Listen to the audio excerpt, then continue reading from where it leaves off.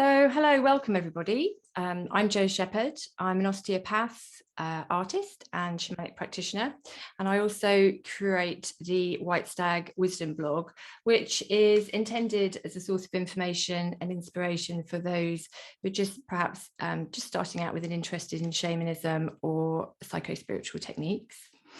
And I have the great pleasure today of introducing Vanessa Tucker. I know Vanessa from my training with Women Weaving Change, which is the organisation that Vanessa runs, co-runs with Krista McKinnon, who I interviewed previously. For me, Vanessa, really, you are the embodiment of the modern medicine woman. Vanessa is a teacher, an actress, an artist, a healer, and the author of 2 books. All of which she puts out there with great creative flair and colour. So welcome, Vanessa. Thank you. That's a lovely introduction. Thank you.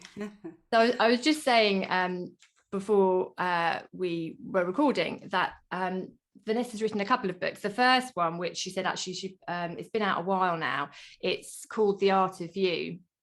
And I've just been reading this this week, and it's a lovely book. It's really kind of the epitome of the heroine's journey, really, but based on Vanessa's life. And she, like we've all had some challenging moments in time, and she calls these alchemy moments. And then the book kind of goes on to explain how you were able to almost sort of transmute those difficult periods of time in your life into what we would call medicine, really. Yeah. So just to give the viewers just a little bit more about you, if you'd be happy to tell us a bit about your story and how you ended up doing what you're doing now. Okay. Yes. So I was I was actually teaching drama and performing arts and English in a secondary school for about 14 years, and I just got married and was thinking, oh, life is bed of roses kind of thing. And actually it wasn't, it was kind of within the year, just after the year I got married, that my whole life kind of completely fell apart. My partner at the time became very ill with depression, and lots and lots of things happened. So I ended up in a position where I was living on my own for the first time in years. Well, actually, for the first time, really, and I kind of I'd gone around in a circle, or maybe even a spiral, in the fact that I found myself in a new home with a lovely new floor and a new kitchen, and came home from work one day, and I sat there and I thought, well, it actually was this kind of, I felt it was kind of an angelic presence that popped into my head. That was, what would I do if I had 6 months to live? And I was like, well, I wouldn't be sitting here going through this Monday, working really hard, and in order for what? For what? What's it all about? And questions my entire life. And my answer was, well, actually, what I'd do if I really had 6 months to live, I would travel the world to the places I hadn't seen.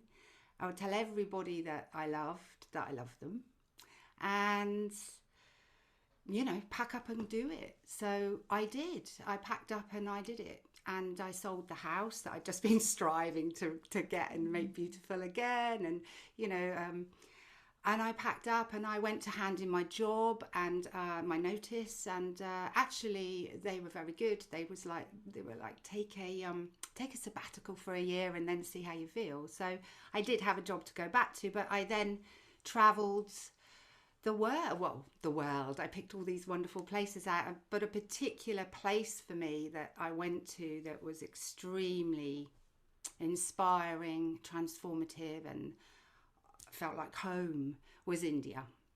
And Yeah. yeah, I was going to ask you why India. Do you know why? I wonder if I lived there in a previous life or something, or what I loved about it. Uh, the people were so friendly. I I think I wrote in my book I had to cover cover my shoulders and expose my heart. And it is that's what it was like there. There's an adventure around every corner. People are friendly, but it's quite frightening because it's completely different to what you know. So yeah, and I love that. It's a love-hate relationship because I vowed that I would go back every year, and I have until very recently, last year, when we locked down. But yeah, and I made a set up walk talk retreats and made a kind of life of spending 6 months in India and running retreats and working out there and bringing people to India who had a similar experience to me or who were in a similar place. I was in a place to welcome India. I was kind of I'd cracked open. So I was in that alchemy moment where I was looking for myself or uncovering myself, and it kind of enabled me to do that really quite. Yes, and because I was going to ask you who your retreats are for, really, but I think you just began to answer that a bit. Yeah, they originally started. I thought I would. Not everybody can take a year off work, and I thought I would create a retreat where someone could come, feel safe, feel that they were coming on their own, but everything that I had learnt through the process of traveling, and then I came back, and I did go back to work for 6 years. I went part-time and studied. I found Reiki in India, so I did my energy healing and meditation and chakras, and the whole. I stepped into the wonderful spiritual world that is accessible very easily there. And I came back, and then I kind of connected that up with I've been trained as a hypnotherapist and NLP practitioner and crystal healing. All of that, particularly the crystal healing, when I came back, I started doing a lot of shamanic work. I didn't realize actually it was shamanic journeying that I was doing, but it was. That's what I wanted to ask you, actually, just where the shamanic teachings sort of came in, and how you what it was, the qualities of that interest you, and then sort of how you started to sort of learn a bit more about that and bring that into your practice. I would go all the way back to being a young girl when I grew up in a village in Cornwall where there was not a lot to do. And I would take myself off and I would sing to the trees, and I would have this wonderful connection with nature that you have as a child, and it's wonderful, but obviously you grow up and life cuts you off from that, and generally. And so I also experienced, when I was younger, quite a couple of times very strong spiritual experiences which I couldn't really put my fingers on. I mean, I had some lights coming into my bedroom and sense of peace, and I had, when I was a child, these wonderful experiences. And I think when I was doing my Reiki energy healing in India and other things in India, it connected that back up. And then when I came back, I just dove right into it. So the shamanic work was it's interesting. We call it shamanic. I think it's a natural way of being, really. It's just a natural connection to source. And a natural connection to earth and nature. And whether we call things spirituality or shamanism, what the label of it doesn't really matter. It's what it does to the heart. I think heart, nature, all of that connecting back up. is think, yeah, and I've lots of people who other sort of women that I've trained with you, and lots of people say, oh, it's like I'm just remembering something that was already there, or I'd lost, yeah, um, and reconnecting back to that bit like you were saying with when you were a child. yeah, Yeah, yeah, yeah. And yeah. how do you, so I know that you use journeying quite a bit, to sort of help you focus your treatments that you do if you're working with clients. Do you want to say a little bit about how you use that? Yes. I it's grown over a period of time. So I started doing shamanic journeying to work with crystals, and then obviously work with myself and healing on myself. And then gradually over, this has been a long time, that's back in 2006, 7 when I started doing that. So over the period of time, I've developed what I call alchemy healing, because it's an alchemical process, and because also I dip into a bit of crystal, a bit of Reiki, shamanic process.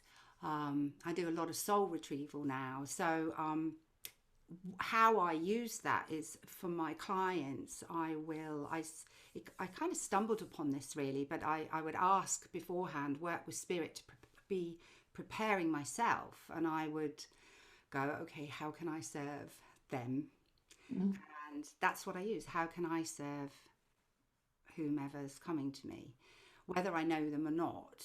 And then I do a journey on it, and I receive the information. And when I write it down, and it can come as a visual journey, or it can just be a sense of more of a kinesthetic feeling. It can come in many ways, but it's the writing down afterwards. That's when I get a flow that can be used Mm. for the client. So I started off originally a bit fearful of saying what would come Yeah. because because of the conflict between being the boundaries that need to be in place when you are being a therapist, and all of that kind of concern. So I used to use it for myself and not necessarily tell my clients, but I found by telling my clients, it would resonate with them. Yeah. It resonates with them instantly, and they would just accept. They will accept what they perhaps would have taken them 3 or 4 sessions to get to, And straight it's away. sort of prompting, really, isn't it, for them to, if Yes, they want to then explain or explore or tell you about something more, then it's a way in, isn't it, for them? it's a brilliant way in for Mm. them, and most people take it. Or if they don't want to go there, they know I don't. actually I don't want to go there, No, and no. that's fine. Yeah, so that tends to be how that works. And then I can often get a series of sessions as well. Like, so I will go, they need that, but you need to do that first, or they need to do this first, or, there's no way they go, this is what they need to do. But first of all, they need to connect with their power, or, Yeah. or the power animal or something like that. So, because they've never done a journey. So it's almost like I get a kind of step-by-step process sometimes. Amazing. Wonderful. Yeah. And so your second book is about energy and working with the human energy field, the aura, isn't it? Yes. Yeah. And how did you, so it sounds like in India, you, as you said, you were introduced to the sort of chakra system and meditation, and but you've sort of brought in some other elements, some somatics, I think, as well, and various different things into your work. Yeah. What how have you sort of, it sounds like you've taken some things and made it yours. Do you want to just say again a little bit like with the journey, what you do with some of your energy work? My personal journey, my personal learning, my personal healing is always, and this tends to be how it works. I used to use the word always, but generally what I learn is what I need for myself, and how I uncover for myself, my health, my growth, is what then I end up teaching and things kind of, or helping people with, supporting, facilitating. So I'm at the moment, when I wrote my book, The Art of You, that book actually, I realized that there was a lot of somatic work that I needed to still do. The energy work was there, the shamanic, that I was strong in that element, but there was still stuff there. And it's like, and the connection with my body, because I had, and this is quite shamanic, interestingly, but I've grown up as an epileptic. So I have a certain element of mistrust with my body, because I could walk down the street and go, and why, and when there's no reason or rhyme, it's kind of, it's something that you carry around with you. Yeah. So I mean, luckily it's not really stopped me doing anything in life, but it's there. And so it's something also I wanted to dig into further for my own acceptance. Was it something that you had symptoms with when you were quite a bit younger? Have you grown up with this your whole life, pretty much? Yeah, when I was 14. So the body's got into a habit and a way. So there's that at the background. And then I recently I developed a thyroid issue, and so that led me to really look at the connection with my connection with the body, what was going into it, looking at past just the energy. Okay, if something's manifested from that form, but how can I connect my body, and how can I understand and really, I think there was a disconnection, and there still is for perhaps the majority of us actually, with the body. I mean, you will obviously know with your work. I mean, there's a disconnection there, that there's so much I don't know, and I'm looking at my body in particular ways. I was looking at it as either a machine to kind of, you need to be this size, and I need to look after you in this way, and then you'll be fine. And actually, with all the work I was doing, and soul retrievals, I was working very much with inner child work, and that, of course, is very much held within the body as well. And it was coming up, people were having similar issues, so it was all leading me to connect, find out more somatically. And I didn't really know much about it, and I was asking a friend about embodiment, embodiment in general, and I was asking her from a shamanic view, how can we really embody the medicine woman?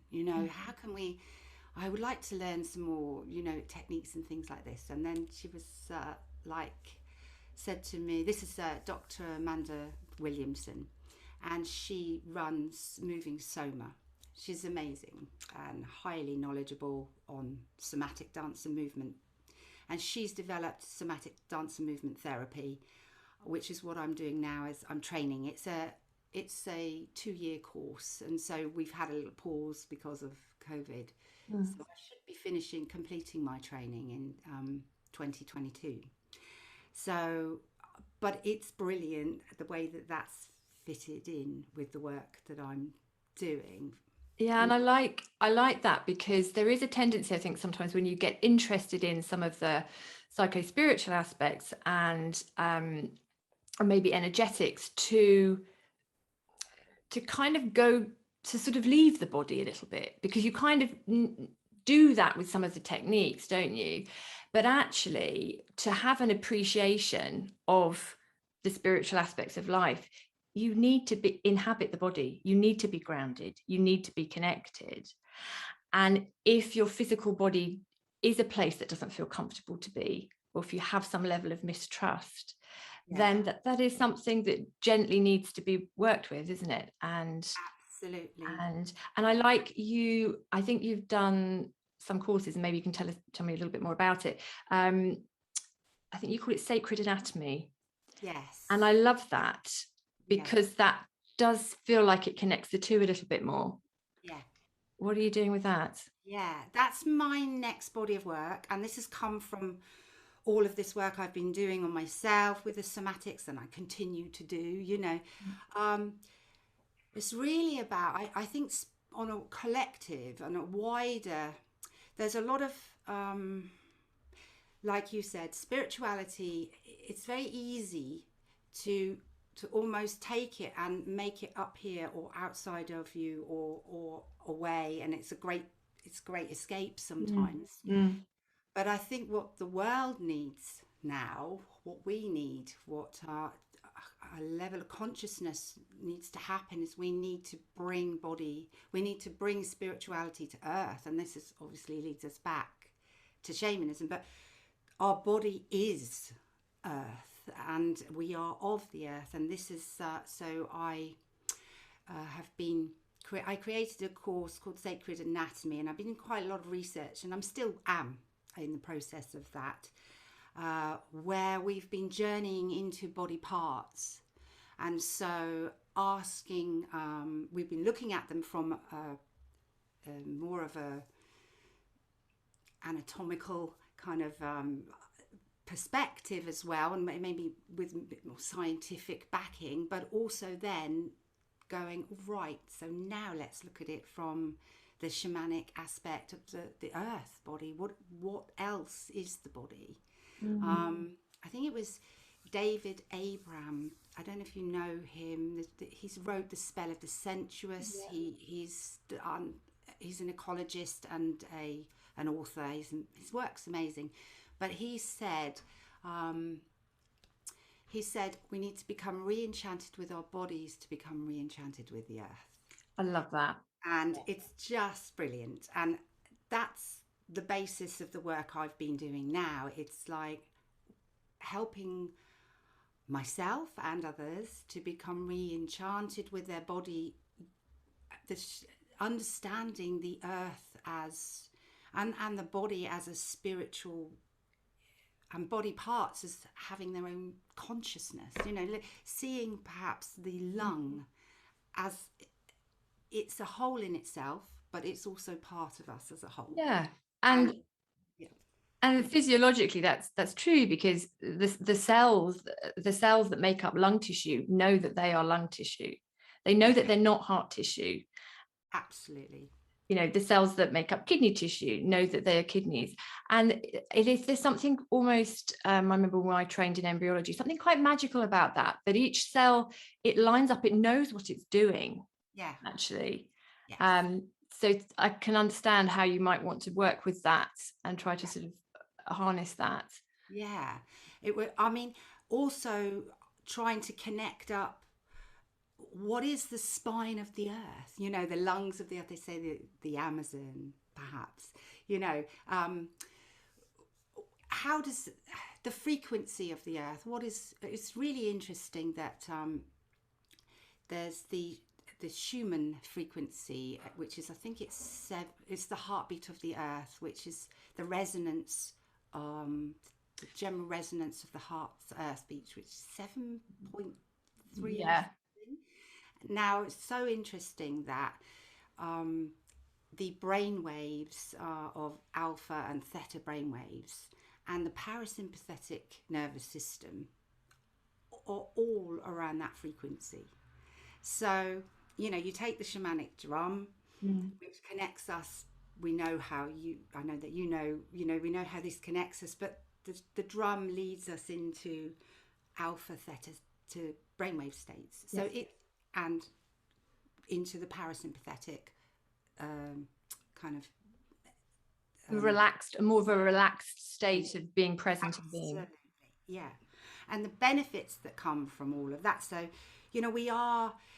we're often disconnected from our frequency. So I'm trying to bring, it's a bit muddled, but I'm trying to bring the whole idea of the energy, the frequency, but so it's earth based, so it's real, Yeah. so we can, No, I really can then. see that. And It's then the connection, isn't it? You're trying to connect, we keep talking about, we are the earth and we are nature.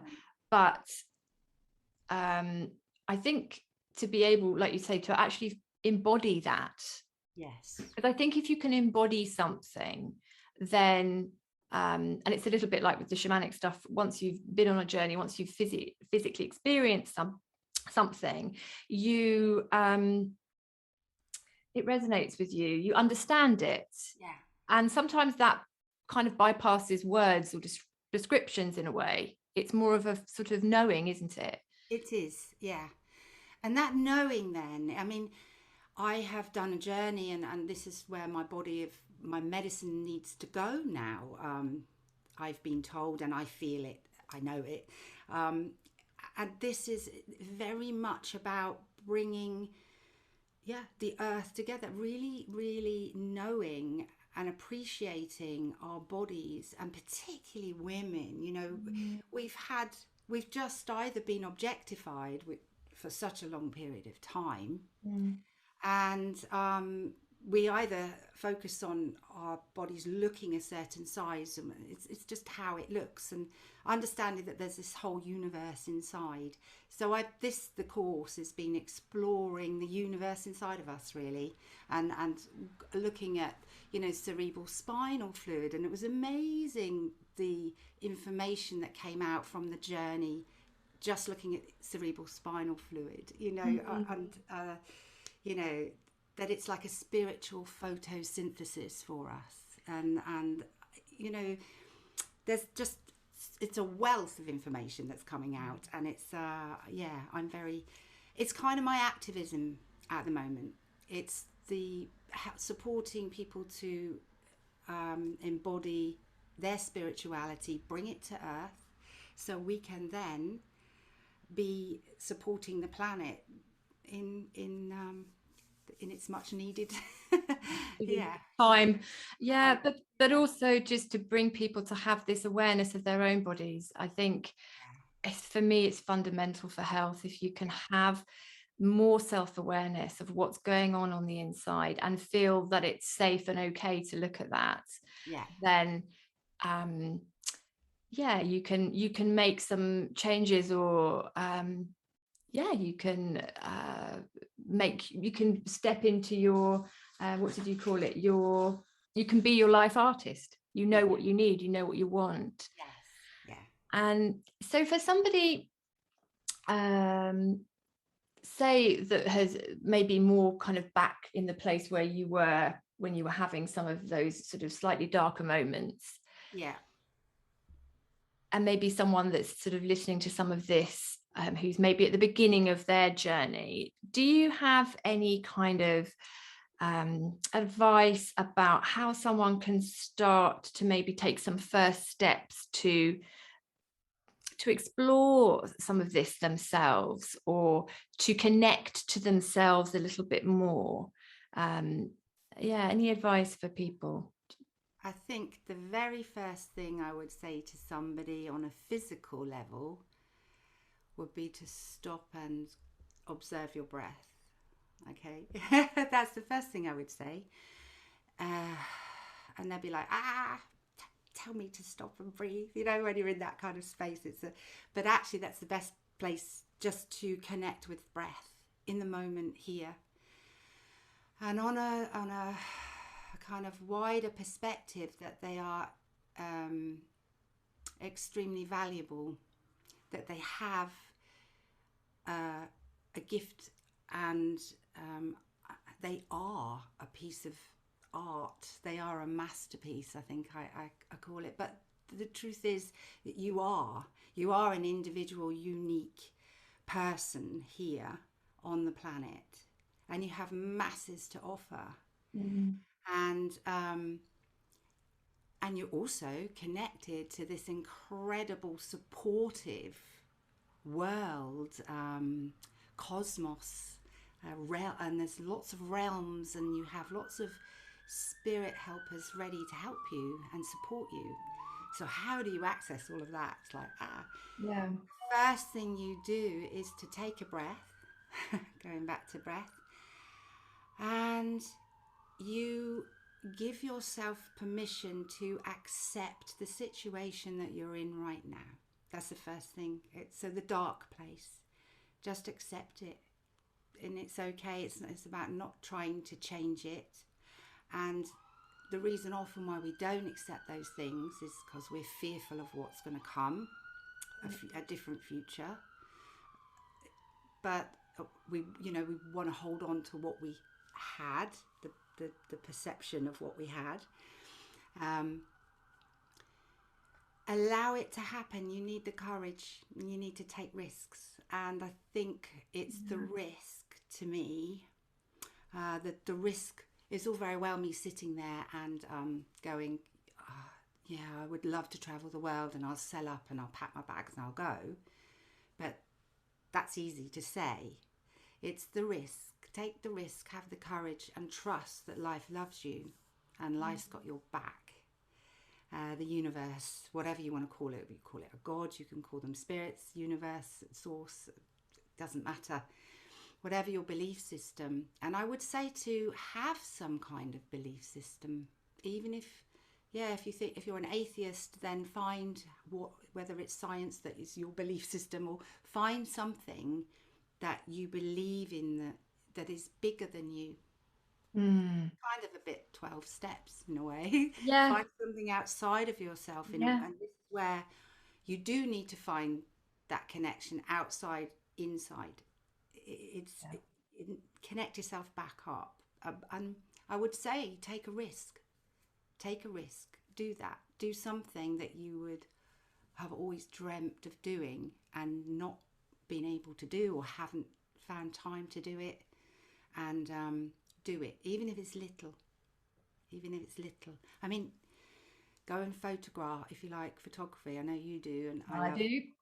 Go and photograph something that you wanted to photograph, or if you're an artist, or paint that picture, or sing that song, or go to that country if you're able. Take the risk, because there is I've actually forgotten his name. He built he did the forgotten. Basically, there's a level of consciousness scale, and courage is kind of at this point on this level of consciousness scale, where it leads you into a higher vibrational place.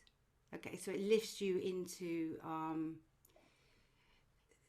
into a place where you can energetically, vibrationally alter and then attract all those wonderful things that you have been, wanting, and life hasn't done for you. So I can see why, looking back now, I didn't know that at the time, but I can see that taking a risk is a very important, having courage. So you need to take the risk to have courage in whatever it is important to change the vibration, to help you then move and expand your consciousness, and to change the energy. If you don't do anything different, the energy can't shift, can it? No. Yeah. So I would say that would be one of the main. Accept things as they are if you can. Just go, okay, don't even try to change them. Acceptance is very important. Courage is very important. Trust is very important. And it's very difficult because sometimes we can feel the dark night of the soul is a very lonely place to be. But if we can sink into that, that's where we can find the gold, the alchemy. We can transform it to gold, Fantastic advice. Fabulous advice. Oh, Vanessa, I could talk to you for much longer, but we'll probably leave it there. But thank you so much. You just got such a variety of things that you've done with your life. And as I say, you are a great example for people to just go and do these things and experiment. And like you said in your book, and I've had these people say to me before, I'm not creative. And that's just not true. We are all creative beings, and that creativity might look different for all of us, but we have the ability to create our own lives and make them what we want. Actually, I quite agree. And on that note, it's actually important to just be aware of that, because we are creating whether we like it or not. So with our thoughts, with our ideas, with our imagination, which is on that cellular level, in the body, without even thinking about it, it's doing stuff. Absolutely. Yeah. Okay, brilliant. Thank you so much, Vanessa, for your time. Thank you so much for having me. It's been lovely. Joy speaking to you. Brilliant. Okay, thank you. Bye. Bye.